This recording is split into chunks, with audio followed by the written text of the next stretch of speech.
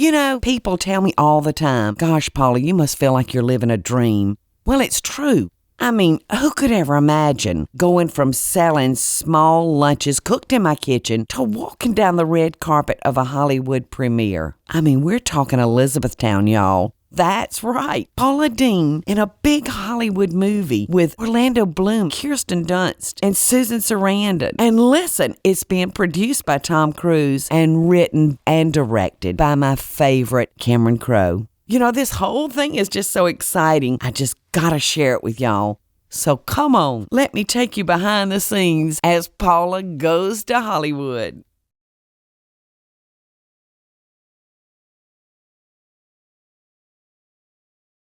They say the road to Hollywood is a well-worn path that's unique from person to person. But my story of arriving to work in a major Hollywood film may be the most unusual one of all.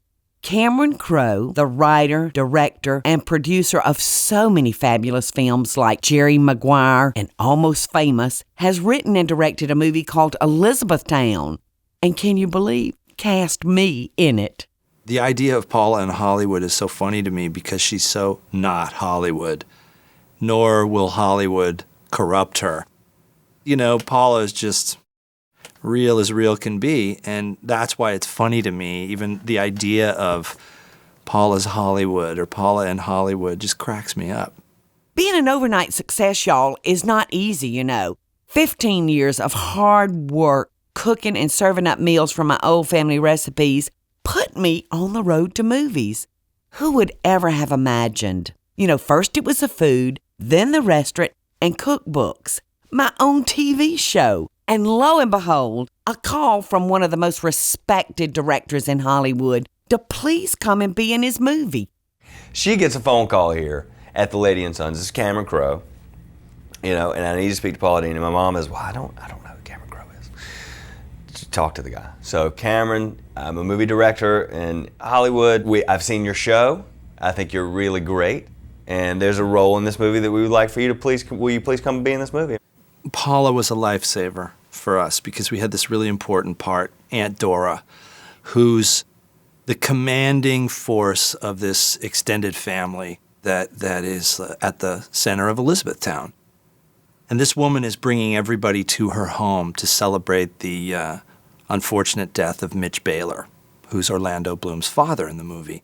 And we had such a hard time finding the actress to play this part because I think you have a lot of people that aren't really connected to the art of communicating and cooking and bringing people together. So they'll act it, but there's something about seeing someone who's not a cook act like a cook. Something is a little amiss.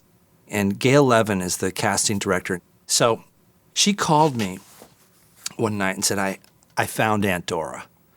I said, well, how'd you find Aunt Dora? You're home sick. She goes, I've been watching TV, and I found the most amazing woman, and her name is Paula Deen. So I get this video of Paula Deen's show with Jimmy Carter. I put it in the player, and, you know, she's magic. Immediately, you're drawn in by this woman. You feel like she's a part of your family. And, you know, you just catch the buzz when you see Paula. So I called Gail back. I said, you're right. You know, this is Aunt Dora.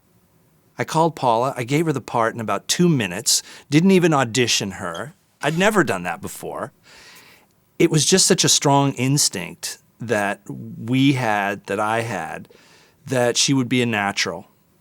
And I agreed to come out. I said, I will come out and do my best for you. I said, but if I'm no good, you know, just send me back home. I said, I can always fry chicken. So not only was I going to be working with a famous director, and the producer of the movie was Tom Cruise. I mean, come on, girls, Tom Cruise. And then I heard who was going to be in the cast for Elizabethtown. You know, I really realized that I had my work cut out for me. I mean, my goodness, Susan Sarandon, Orlando Bloom, Kirsten Dunst, cute little Judy Greer. I had been admiring all these people for a long time. And now we were going to be working side by side. You know, I still can't believe it. When I see the movie, I'll be more surprised than anybody in the audience. Also criticized somebody's cooking on my last visit. in '82. It wasn't anything personal. I just really don't like ham. Well, Holly, I accept your apology, because I know my ham was delicious. And I was even more surprised when I found out that some of the cast, like Judy Greer, who plays Orlando Bloom's sister in the movie, not only knew who I was, but was a fan of my cooking show. Oh yeah, I was totally freaking out. And I found out she was in it, I thought that was genius. She seemed really calm and collected, so it was a really perfect role for Paula to play. Orlando Bloom didn't know who I was before we got started, but after our early scenes, well, let's just say, we got acquainted pretty good. Paula was ever present as soon as she stepped on set. She's such a huge, boisterous character. She's an amazing woman. And her stories and her life story is fascinating. Really fascinating. Now, y'all stay right there, because I want to tell you the whole story of how I got here. From the early days making sandwiches, to the restaurant, cookbooks, the TV show, and now the movie. We'll hear from some of my new friends, the writer and director Cameron Crowe, the stars, and we're going to show you some scenes from the movie Elizabethtown, and we're going to even show you how we made some. So y'all stay tuned. I so hope y'all are enjoying the show. And if you do, be sure to click like, subscribe, and the notification bell so you'll never miss a video. And we'll be right back after the break. As I head to Hollywood, I want to share with y'all my walk to fame. You see, I've been blessed with more than I could ever have imagined. And now I'm appearing in the big Hollywood movie Elizabethtown. And I tell you, it hadn't been easy getting here, but you know, I wouldn't change a thing. And I never could understand those fathers who didn't say I love you. Because he said it all the time. And to all of you who put this evening together, it has gone beautifully. And thank you. Lena, it hadn't hit him yet. Oh, it will. I was 40 years old. I wanted my independence. I wanted to be able to take care of myself. I wanted to give myself and my children choices instead of having to just take whatever came our way. So I'd lay in bed at night thinking, what are you going to do, Paula? It's now or never. So I had to turn to what I really knew, and that was my stove. And so I cooked up this little plan of opening a business called The Bag Lady. Mom called and said, I saw a woman in the Washington, D.C. area had put together a small door-to-door catering company, and she thought it was a neat idea and knew she could cook, and said, let's start a little business. You want to? I said, sure, Mom. You know, I thought it'd be a summer job, really. It was a nightmare. It really was. And it was very close to going out and begging, just peddling this food. So I was at the same door at the same time every day. And eventually somebody said, okay, I'll take lunch. And then once they tasted it, Mom was fixing everything. So it was, we got them. And the Bag Lady business just grew from there. And about a year and a half later, a unique opportunity arose. A local motel had an empty kitchen and a dining room. They needed somebody to come in and cook and serve food 3 times a day, 7 days a week. This proved to be a whole new challenge for me and my sons. The worst years of my life was the 5 years that I spent in the restaurant at Best Western. It was just horrible. And I can't even get the boys to talk about those days now. It's even too painful for them. Now, I never back away from a challenge, y'all. After 5 years of this grueling work, we decided to move the business downtown, and that restaurant was called the Lady and Sons. And as if I wasn't busy enough, I got this crazy notion that I was going to sit down and write a cookbook. It took her 5 years to write this little cookbook pieced together from our family's recipes. And we finally had it printed out. And when we did that, I thought, wow, this is determination. I mean, we'd gone from $200 to downtown to 5,000 cookbooks. And at that moment, I said, we're okay. We've got a good business. You know, we don't need groceries on credit anymore. At this point, y'all, people were coming from all over the country to try our food. It was so hard to believe. And then one day, a beautiful young woman I knew from around town came in to eat, and we got to chatting. One day she said, "Do you know Gordon Elliott?" I said, "Well, I know the name." She said, "Well, he's a good friend of mine, and he's coming to Charleston to do some Gordon Elliott door knock dinners." And she said, "I'd love for him to come over and meet you." And I remember what a big deal we all thought that was. Jamie and Mom and I were all really excited. You know, we had Gordon in there. And I walked in, and within minutes I met Paula, the boys, Bubba, Aunt Peggy, and the whole crowd. And I realized I was not only in a unique environment in terms of the restaurant, but a totally overwhelmingly wonderful family, and Paula at the head of it. So I put her on a show that I was doing at the time called Door Knock Dinners, where I would knock on the door of a home, and whoever answered, I promised them I could take my cook or chef into their kitchen, whatever we found in their refrigerator, they would turn into a gourmet meal. And Paula was my cook. Hello, how are you? Gordon Elliott from Food Network. It's okay, we're not going to harm you. Paula Deen from Savannah, Georgia. How are you? And the woman said, "No. Kids are screaming, I'm hungry, I can't muck around, love the fact you're on TV, bye-bye." And Paula said, "Do you mind if I try?" I said, "It's a dead issue to me, but go right ahead." This is what my two boys look like. Those two big hunks back there. We got I had the tall blue-eyed one and the short brown-eyed one. We've actually... Well, I kind of scooted up there and started talking to her, and I told her, I said, "If you'll just let me in, it'll be all right." It's my refrigerator. Well, no, look Honey, listen, for 27 years, I walked into a kitchen with very little groceries. And you had to feed these two big men. And look what I did. I found enough to feed them with. It's for the kids, too. I don't know.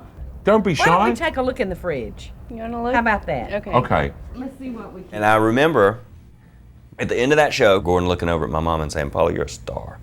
You're going to have your own show, and I'm going to produce it." And that was in 1997.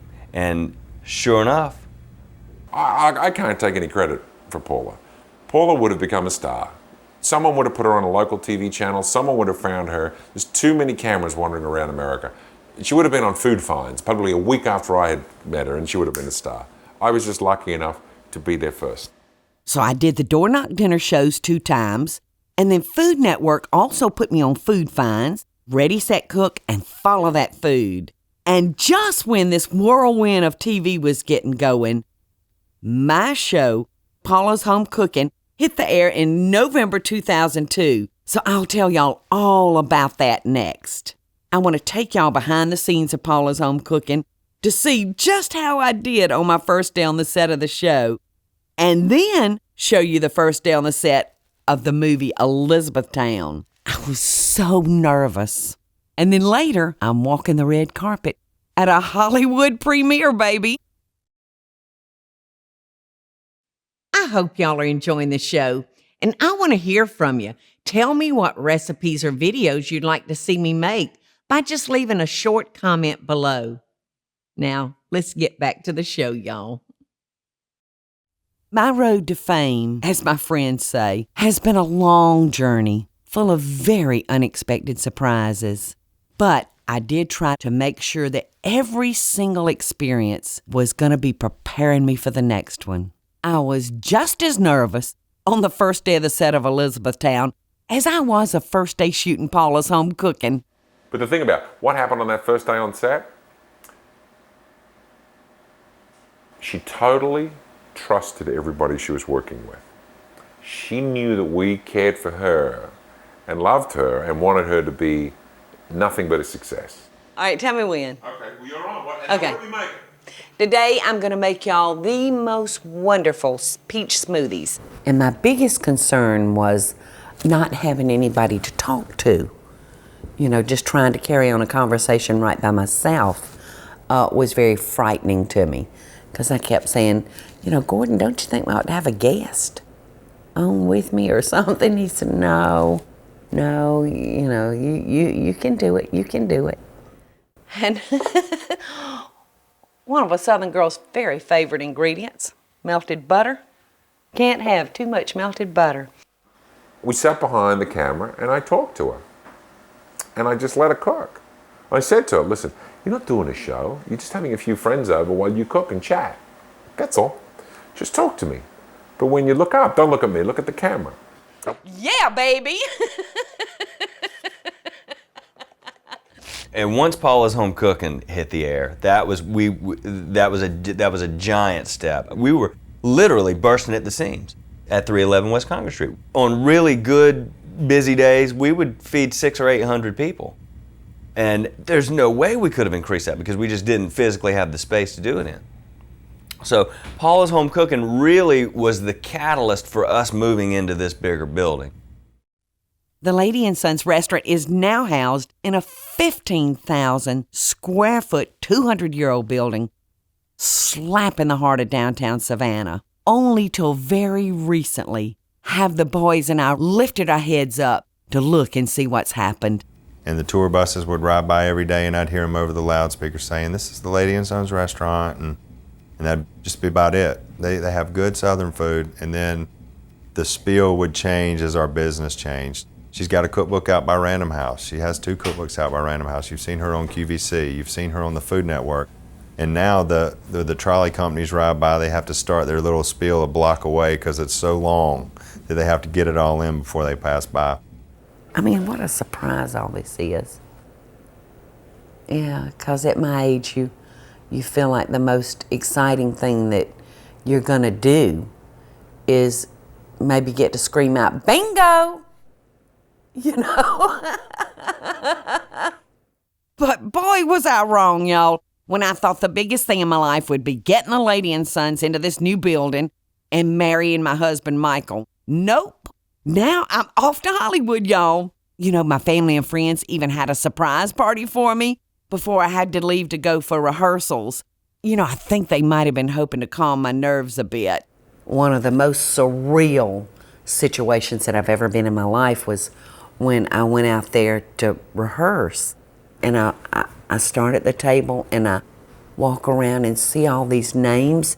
You know, I see Susan Sarandon, Kirsten Dunst, Judy Greer, Cameron Crowe, Paula Deen. What?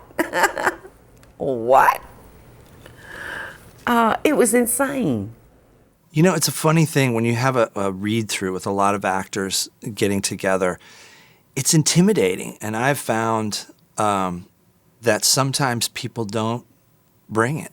They don't want to put themselves out there because they don't want to be judged by all of these other actors. There's a story that Robert De Niro, for example, barely speaks above a whisper when he does a read-through, and you know, it's clearly him not just doing the part yet. He'll do that later. And not Paula. She brought it from moment one. Drew, you know, I really should have your mother on this wall. Trying to fit in, Drew. And to hear these people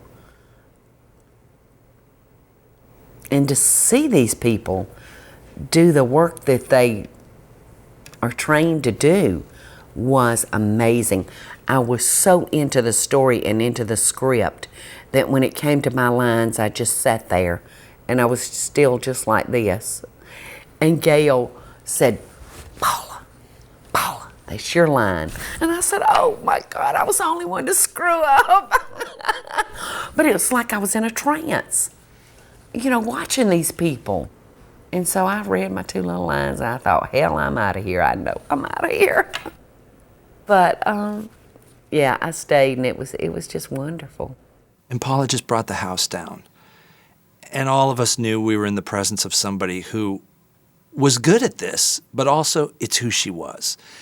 She brings people to her, and if ever there was someone that could be relaxed and casual and inviting and fun while cooking an elaborate meal, it's Paula Deen, which was really important because that character that she plays is always making everybody entertained, comfortable, happy, well-fed, and cared for.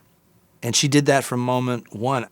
And that was just rehearsals. Coming up next, I'm going to take you behind the scenes, and I'm going to do something that women around the world would love to do. I'm going to shoot my first scenes with that sweet heartthrob, Orlando Bloom. It was a little awkward, being in the bedroom with somebody so young. But I quickly got over it.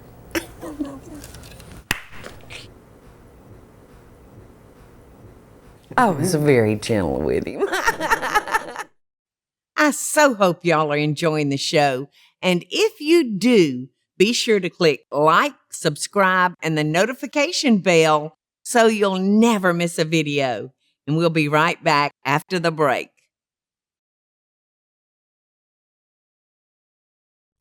Well, it's showtime. I'm in Hollywood, and I'm ready for my close-up. Rehearsals went well, and everybody being so nice and friendly and generous made this all so much easier. Not that the role was that big of a stretch or anything. The character was much like who I am. I didn't have to fake an accent because the woman was Southern.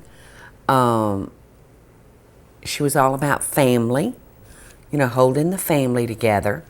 And she loved being in her house and in her kitchen cooking. So, that's not a far-fetched at all for me. Had I been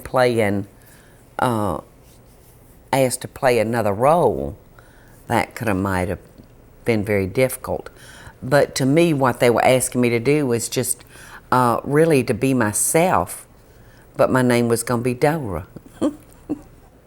Paula is really good at improvising. There's one scene up in the bedroom in Elizabethtown, and the bedroom was the archive of the family photographs. So it was kind of like all that wall space is occupied by family members, alive and gone. And they all live there.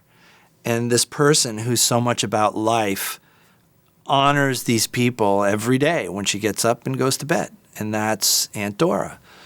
So she's pointing out to Drew, who's been this solitary character, like who his family is. So I wrote this thing for Paula, and I gave it to her just a minute before we shot the scene, where I go, Paula, I want you to try this and say that this is Orlando's cousin Dickie Connolly, who had 3 nipples, and every man has his burden, and that was Dickie's, but he was a poet. and it's kind of a tough line, but Paula just slammed it out of the park, and we were all cracking up. And it was part of about 100 things she did in that bedroom scene. So come on in. It's not every day I invite good-looking men to my bedroom, but I just wanted you to meet your family, the Baylors and the Conleys. Let's start with Dickie Conley. Now, he was an alcoholic. He had a drinking problem, and he also had 3 nipples. He had 3 nipples. And he was a poet. We sort of improvised bits as well, there were photos on the wall, and we picked things out and played with them, a lot of what was really surprising was that really what Paula had was a sort of very broad script, it was kind of like, this is your domain, and this is the idea, there's relatives on the walls, and she kind of just went with it and let things happen, which was sort of, I'm not even sure where the 3 nipples thing came out of. I'm not sure whether that was Paula's or whether that was Cameron's, but it was kind of, that's how naturally it flowed, so it was good.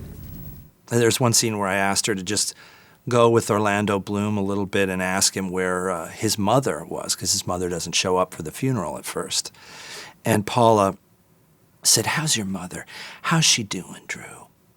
And it's a lot of people's favorite part of the movie, in that here is somebody so true to life that has manners, has opinions, but you're going to see it in a very small glimpse, and that glimpse is going to give you volumes. And that was great of Paula. How's your mother, Drew, honey? I really should have a picture of her in here. And this picture is... Coming! Lena, just watch over it. 2 more minutes. I'm coming. This was the last picture taken of your daddy. This was just 3 days ago, Drew. He was the most loving man. Coming! Honey, you stay as long as you need to. It was very surprising how comfortable and at ease she was with the whole thing, which was great, considering it was like, it was a very sensitive and poignant moment, and, it's easy to overplay those moments or to sort of slightly, for them to go askew, but she was very much in the moment and comfortable with it. All right. You're welcome. You're welcome. All right, now I want us to have some organization, Lena. Just from having done it so much, she has such a command of how she moves through rooms and brings that camera in. And she did that in the movie. There's a great scene where Orlando Bloom first enters her house. And it was a big important scene for me when I wrote the script, because he's just come from the visitation for his father in a funeral home. And the scene is meant to go from seeing death, the death of a loved one, to an explosion of life. And the cut is from that funeral home to Aunt Dora's kitchen. And in that kind of explosion of life and humanity, and Aunt Dora having brought all these people together to celebrate Orlando's father, here comes Orlando. And Paula, as Aunt Dora sees him, and she turns from the stove where she's making some hoe cakes, and she says, "Oh my God." And it's just a beautiful moment, because she sees her brother in him. She sees a member of the family that needs to be welcomed and loved. And it's all on her face. And the two forces come together, and she welcomes Orlando. And I don't know that you can do that as easily if you haven't welcomed people so regularly and made yourself a part of their homes, and vice versa, the way she does on her TV show. She's so good at it. Look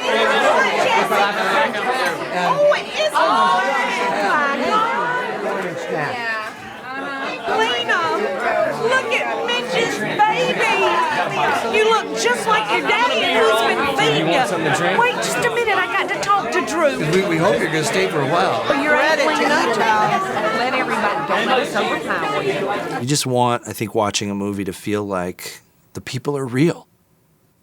Those are people like people that are in your family. That's a wonderful thing when you're watching a movie, when you never feel like somebody's playing dress up and putting on a show for you. It's more like you're a fly on the wall. I love that. I always try for that in the movies that I've done.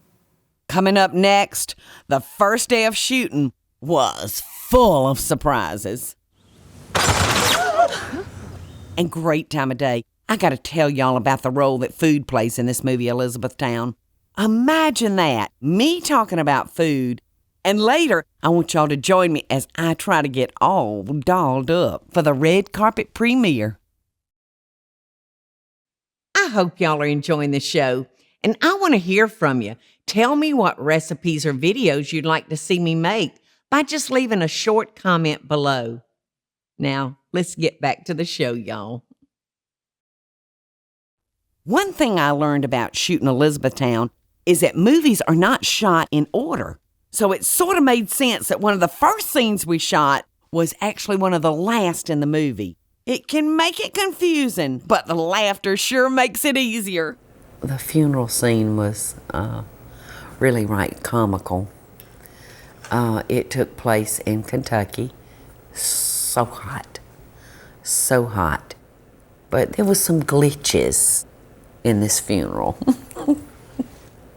You've all peaked emotionally the night before, and now it's just the ceremony of actually saying goodbye to Mitch. But man, these are the weary, walking wounded. These are the people that have survived this whole event.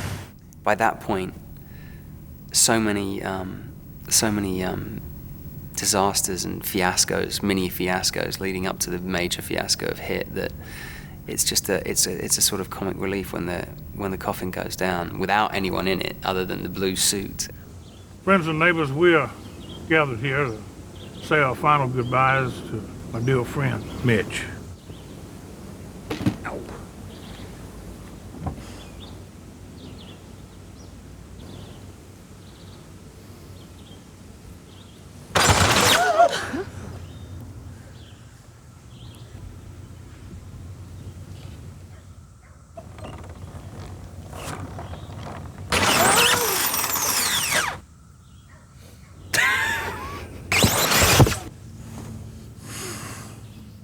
This was the first day of filming. It was a big scene with everybody standing around. I'd written it into the script, but it actually happened naturally and surprised everybody.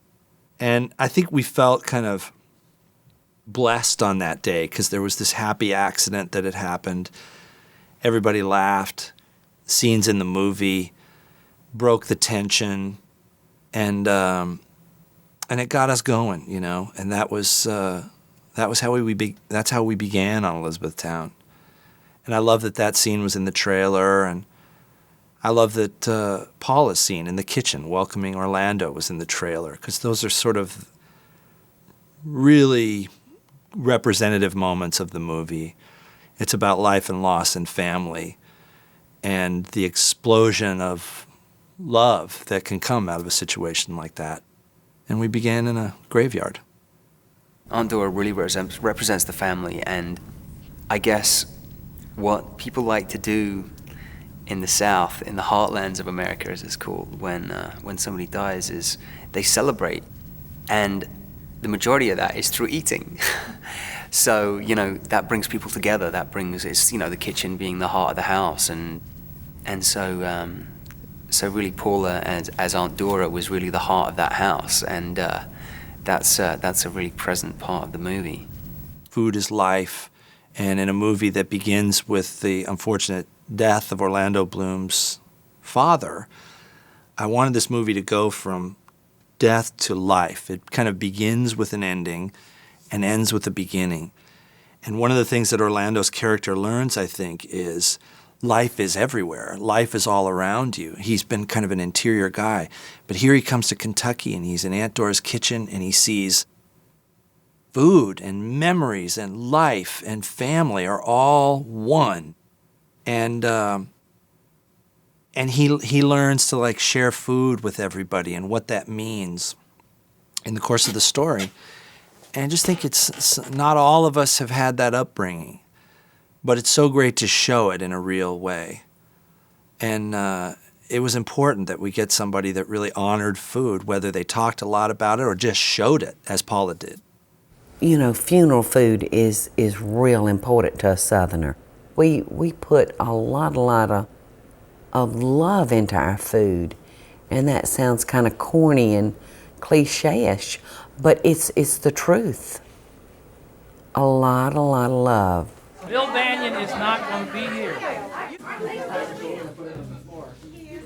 What I do with my drink? You know, I think this would be so good. Syrup on, yeah. Oh my God! Look at that! Hey, get up there! Let go of that thing! Let go of that thing! Oh my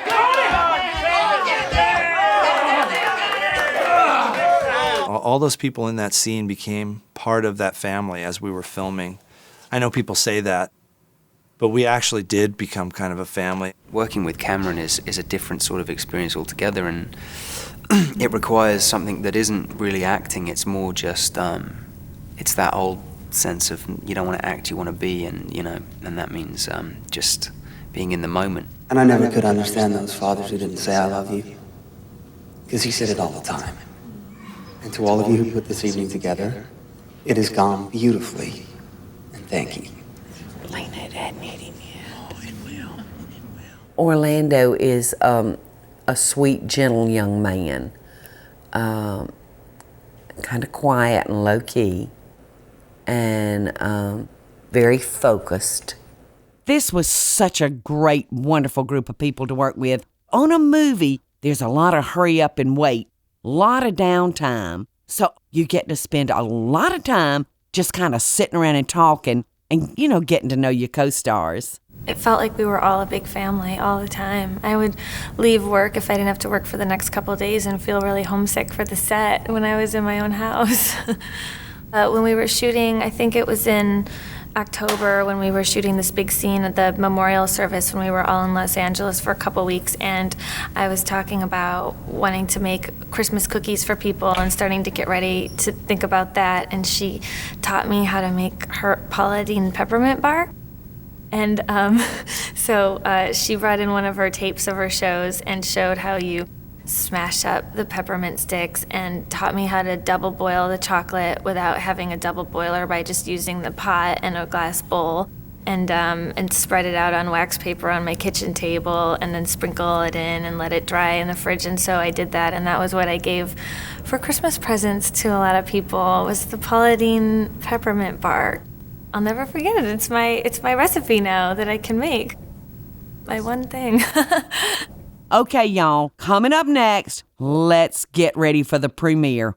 Walk the red carpet and go see the movie for the very first time. It's easy for me to say that now. You know, I'm not sure what I'm going to be thinking when the lights go down and that movie starts to roll. I so hope y'all are enjoying the show. And if you do, be sure to click like, subscribe, and the notification bell so you'll never miss a video. And we'll be right back after the break. After all the years of hard work, where Hollywood could never have been a dream, I've achieved more than I could ever possibly imagine. And now here I am, as they tell me, poised to walk down the red carpet as a newly minted movie star. I can't believe that this is happening to me, but I don't stop and think about it, too very much. I just try to be very thankful and enjoy each ride that I get to take. I don't think Paula even realized it would be this big. It's remarkable, I think, that it's come to this. I'm excited. It was so hard to try to relax, especially with me knowing what was coming up later that night. We've got a dinner, and then we'll walk the red carpet into the theater, is my understanding, and then we'll watch the movie that we've all been waiting a long, long time to see. You know, the red carpet thing was something that I'd seen for years, but never, ever did I think I'd be on one. And it was just so exciting thinking about it that, I began to worry about something. I said, Paula, you're not that good in high heels. What if you fall down? And then thankfully, I got some tips from the big dog. Just kind of lifts a hand up like that. They go, yes! I feel it. I will try. You see, I'm going like this. Okay, let's try one like that. There they are. How's that? Well, you're better than me. Kind of a You've wave learned. and a thing. I love it. Give me your hand.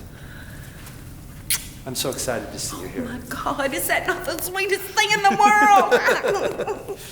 It's exciting, because this whole town is all hopped up on movies right now. The Toronto Film Festival is, it's a real peak in the movie-going season.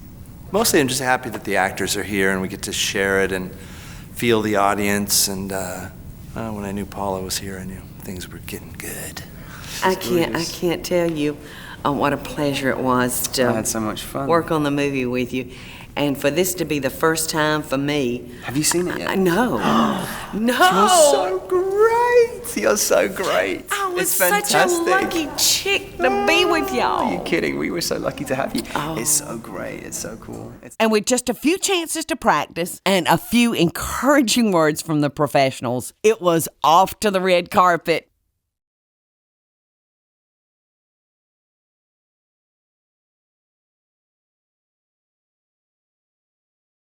Some interviews, photographs. It was just like living a dream. It's like you see in the movies, but somehow you're watching yourself and peaching yourself at the same time. And just when you're starting to get comfortable with it all, it's off to see the movie for the very first time. Somebody asked me a while ago, one of the interviewers said, well, how deep into the movie will it be before we see you? I said, great time of day, I have no idea. They said, how many lines did you have? I said, hellfire, I don't know. I said, what I can tell you is I changed clothes 4 different times for the movie. I had 4 wardrobe changes. And they said, oh, that's pretty good. So we'll see, I can't wait to see it. The anticipation is killing me, y'all. But first, just one more introduction. Paula Deen. It was a little almost unexpected, even though I know I've done it and I've been working on it. It was still like a little unexpected, but how exciting. what a nice surprise for this to happen to me. I can't tell you how exciting and thrilling it was to totally move from a world that you're used to and to be a part of that world, even for a short time. It was very, very exciting. Well, I felt just like Cinderella in a fairy tale, but the very best part is that it's all true. Maybe there is something to this Hollywood stuff. Hey y'all, it's Paula Deen. Now, if you enjoyed this video, be sure to like it and click the subscribe button as well as the notification bell to be alerted when I post a video. Love and best dishes, y'all.